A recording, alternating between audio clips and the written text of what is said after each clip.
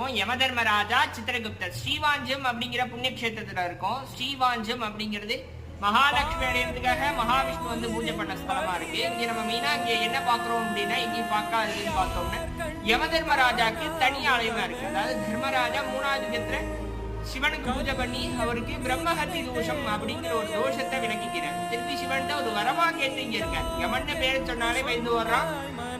எனக்கிட்டே வழிபாட்டு ஆராதனைக்கு எந்த ஒரு ஆலயம் இல்ல, உன்னை எல்லாரும் காப்பாற்றணுங்கிறான். நீ சொல்ற வேலையை தான் நான் செய்யறேன், என்ன எல்லாரும் பலகாரங்கிறான். எனக்கிட்ட ஒரு வழிபாட்டு ஆலயம் இல்ல, எனக்கு ஒரு வழிபாட்டு ஆலயம் வேணும்னு கேட்டு இங்க உட்காந்துருக்காரு. இவரை பார்க்கும்போது யம பயம் சொல்லக்கூடிய கடைசி நேரத்துல வரக்கூடிய பயங்கள்லாம் இல்லாமல் போயிருக்கும் அப்படிங்கிறார். யம உபாதன்னு சொல்லக்கூடிய ஆக்சிடென்ட் பெரிய பெரிய விஷயத்துல இருந்து நம்மளை காப்பாற்றுறோம். பாவத்தினை கிட்ட தீர்காயுஸ்தரா தர்மராஜா. அதனால கோயிலுக்கு 1000 பிரதேச தலைவர் பேர். ஒரு தாண்டி வந்து தர்மராஜா பார்க்கும்போது எனக்கு ஆயுஷானது அதிகமாகுது அப்படிங்கறது சொல்றாரு. திருப்பி சிவன்ட்ட ஒரு